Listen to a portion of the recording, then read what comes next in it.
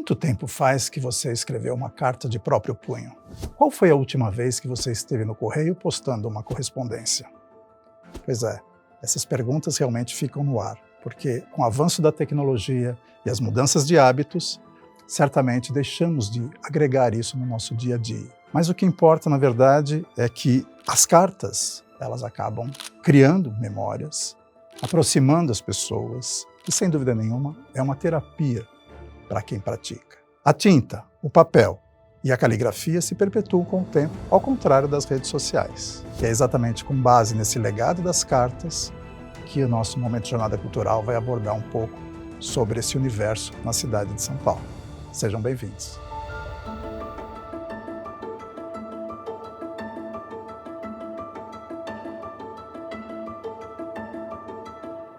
Os Correios tiveram origem no Brasil em 25 de janeiro de 1663. Vejam só, 361 anos de Correio que nós temos no Brasil. E surgiu justamente em função do Correio-Mor, na cidade do Rio de Janeiro, quando ainda a capital do Brasil era Salvador. E vejam que esse detalhe faz toda a diferença, porque o objetivo do Correio era exatamente criar um serviço que facilitasse a comunicação interna. Em 1931, na verdade, houve uma fusão entre a diretoria de Correios e o serviço de telégrafos, fazendo uma única empresa. Mas já em 1969 foi que surgiu a Empresa Brasileira de Correios e Telégrafos, que veio justamente para incorporar vários outros serviços relativos à comunicação, já que estava vinculado ao Ministério da Comunicação. E esses serviços abrangiam não só a questão de postagem de cartas e encomendas, mas assim uma série de serviços prestados ao governo, como a distribuição de vacinas e remédios, distribuição de livros didáticos às escolas públicas do Brasil, além ainda de serviços bancários e também prestação de provas, de serviços de provas para concursos públicos, como no caso do Enem, a distribuição e a coordenação em nível nacional. Então veja que se tratam de vários serviços que foram incorporados nesse período, deixando a empresa bastante gigante em relação a esse tipo de serviços. Com o advento da pandemia, os serviços do Correio tiveram uma alta bastante significativa e uma demanda muito grande. Trata-se de um serviço bastante importante para o contexto nacional e São Paulo tem um grande patrimônio para contar essa história: Palácio dos Correios.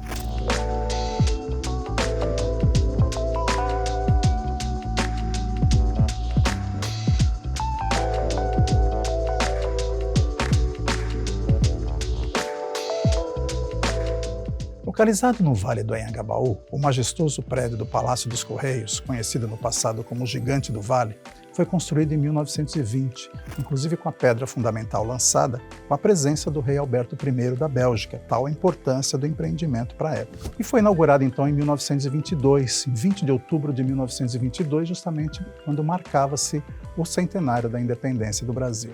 O palácio de 15 mil metros quadrados serviu para abrigar então a sede administrativa dos Correios, que passou por várias reformas ao longo do período. Porém, em 1970, ele acabou sendo transferido então para a Zona Oeste, na Vila Leopoldina, na cidade de São Paulo, ficando reduzido então apenas aos serviços de postagens e de encomendas. Já no ano de 2012, o edifício então é tombado pelo patrimônio municipal, em função do seu valor arquitetônico, e em 2013, um ano seguinte, ele acaba então conquistando a inauguração do seu Centro Cultural dos Correios de São Paulo. Um grande evento e tão esperado Centro Cultural pela população de São Paulo, com o objetivo então de abrigar ali mostras visuais, musicais e também humanidades de uma forma geral. Podemos destacar inclusive a exposição de Debré, o Rio de Debré, com 120 obras que realmente marcaram presença e teve muita visitação, elogiando de fato esse grande evento. Passado então esse tempo, o Centro Cultural passa a não ter mais funcionamento, sem previsão de nova inauguração, e funciona então no prédio, na parte térrea, ainda os serviços de postagem e de encomendas, ficando os demais andares vagos, aguardando então uma nova alternativa de aproveitamento cultural.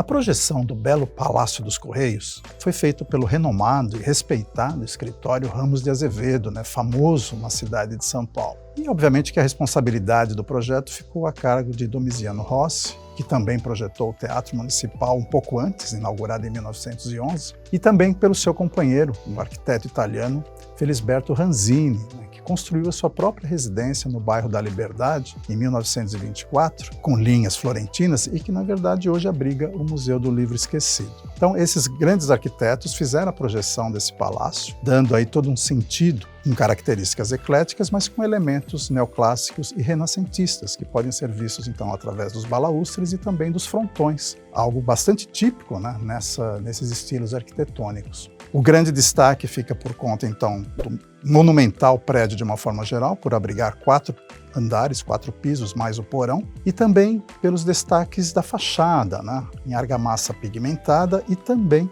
o relógio central, que fica bem na fachada acima, do corpo central do edifício, que tem uma característica, Cada lado existe uma figura feminina, moldado em cimento, dando uma característica bem diferenciada e lembrando muito os aspectos europeus da arquitetura, que é o que se previa naquela época, Uma cópia dos elementos europeus na cidade de São Paulo. Um espaço bastante interessante que chama a atenção em todo o Vale do Anhangabaú.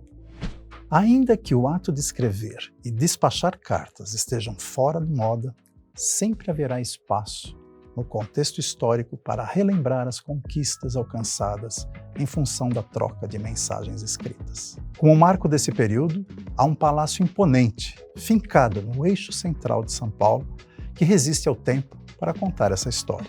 Mesmo que você não tenha uma correspondência para postar, ao passar pelo Vale do Anhangabaú, observe os ricos detalhes ornamentais do belo Palácio dos Correios e entenda o quanto as cartas foram importantes no passado recente da cidade de São Paulo.